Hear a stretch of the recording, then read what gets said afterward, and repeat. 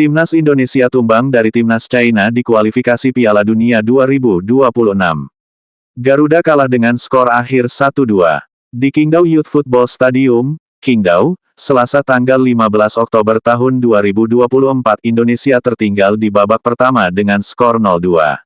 China mencetak gol via Behram Abduweli, menit ke-23, dan Yuning Zhang, menit ke-44. Pada babak kedua, Indonesia bisa mencetak gol balasan. Tom Haye mencetak gol pada menit ke-86. Indonesia mendominasi jalannya babak pertama. Situs Lapang Bola mencatat tim asuhan Shin Tae-yong menguasai bola 83%. Tapi, Indonesia malah kecolongan pada menit ke-23. Kesalahan koordinasi lini belakang membuat Shen Longjiang bisa mengirim umpan untuk Behram Abduweli menjaringkan bola. China bisa menggandakan keunggulan pada menit ke-44. Kali ini giliran Yuning Zhang yang mencatatkan nama di papan skor meneruskan umpan Zunyi Gao. Indonesia mencatatkan sebanyak 5 tembakan di babak pertama, ada 4 yang on target. China mencatatkan 4 tembakan, 3 mencapai bidang. Babak kedua berjalan, Indonesia melakukan pergantian pemain. Miss Hilgers, Witan Sulaiman, dan Sain Patinama keluar, masuk Tom Haye, Marcelino Ferdinand, dan Rizky Ridho. Indonesia masih kesusahan untuk menciptakan peluang berbahaya saat babak kedua berjalan 14 menit. China menumpuk banyak pemain di lini belakang. Usaha Rizky Ridho mengancam gawang China berbuah percuma. Umpan Nathan Chuaon pada menit ke-68 masih dikirim pemain nomor 5 itu melesat.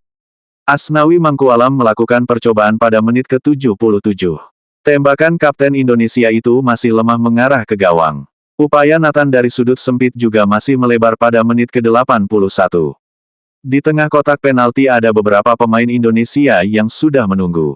Indonesia akhirnya bisa mencetak gol pada menit ke-86. Berawal dari lemparan ke Pratama Arhan, Tom Haye sukses menjaringkan bola.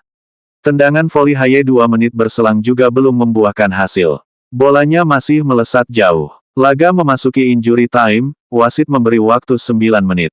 Hingga laga selesai tak ada gol tambahan, Indonesia kalah 1-2.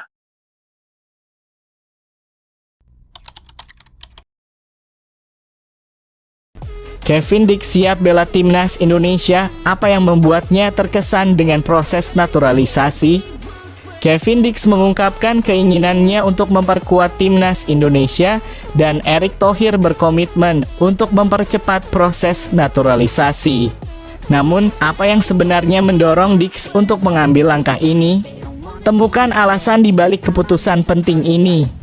Kevin Dix siap bergabung dengan Timnas Indonesia.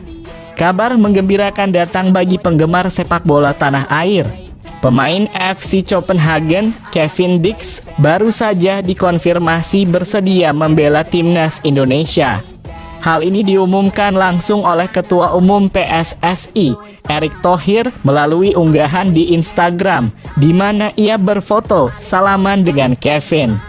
Makan siang sama pemain FC Copenhagen yang punya keturunan Indonesia. Selamat bergabung di Timnas Indonesia, tulis Erick. Dengan salaman ini, proses naturalisasi Kevin Dix akan segera dimulai. Erick menegaskan bahwa Kevin telah menyatakan kesediaannya untuk bermain untuk Merah Putih dan realistis memprediksi bahwa ia bisa debut paling lambat pada Maret 2025. Kembali, kalau sudah salaman berarti sudah fix. Tinggal prosesnya, ungkap Erick.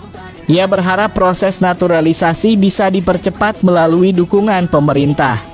Kevin Dix, yang memiliki keturunan Indonesia dari kakeknya yang berasal dari Ambon, Maluku, merasa terhormat dengan tawaran ini.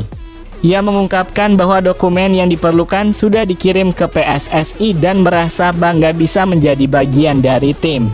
PSSI menghubungi saya melalui agen dan itu merupakan kehormatan besar, katanya.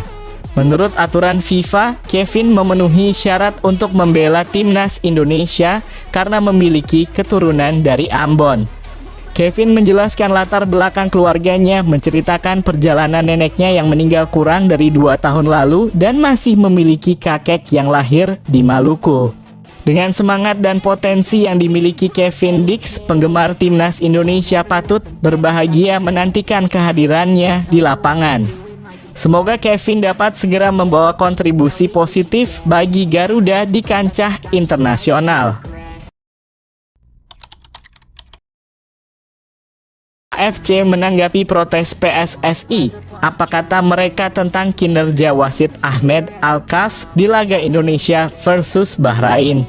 Setelah PSSI mengeluarkan kritik terhadap kinerja wasit Ahmed Alkaf, AFC akhirnya memberikan respon resmi. Apa yang mereka katakan dan bagaimana ini akan mempengaruhi pandangan tentang pertandingan tersebut? Temukan analisis mendalam tentang situasi ini. AFC tanggapi laporan PSSI soal wasit Ahmed Alkaf. Konfederasi Sepak Bola Asia AFC akhirnya memberikan respons terkait laporan PSSI mengenai kinerja wasit Ahmed Alkaf dalam laga antara Timnas Indonesia dan Bahrain. Sekretaris Jenderal AFC Datuk Seri Windsor John menyatakan bahwa pihaknya belum dapat menindaklanjuti masalah tersebut karena PSSI belum mengirimkan keluhan secara resmi. Sebelumnya, anggota Exco PSSI Arya Sinulinga dan Ketua Umum PSSI Erick Thohir mengumumkan rencana untuk mengirim surat protes kepada AFC. Mereka merasa Timnas Indonesia dirugikan oleh keputusan wasit asal Oman itu, terutama terkait keputusan untuk memperpanjang waktu hingga Bahrain mencetak gol penyeimbang di menit 96, yang mengubah skor dari 1-2 menjadi 2-2. Para penggemar Timnas Indonesia pun menunjukkan kemarahan mereka dan meminta keadilan. Meskipun PSSI berkomitmen untuk mengajukan protes, Windsor menegaskan bahwa AFC masih menunggu surat resmi dari PSSI untuk mengklarifikasi keluhan yang diajukan. Kami butuh PSSI untuk mengklarifikasi apa yang mereka keluhkan. Apakah itu performa, manajemen waktu, atau masalah spesifik lainnya, jelas Windsor. AFC akan menyelidiki lebih lanjut setelah menerima laporan terperinci dari PSSI. Windsor menambahkan bahwa VAR memantau semua keputusan wasit dan harus ada bukti yang mendukung keluhan tersebut. Sementara itu, Timnas Indonesia harus segera melupakan insiden tersebut karena mereka akan bertanding melawan Cina pada 15 Oktober 2024 di matchday keempat grup C kualifikasi Piala Dunia 2026.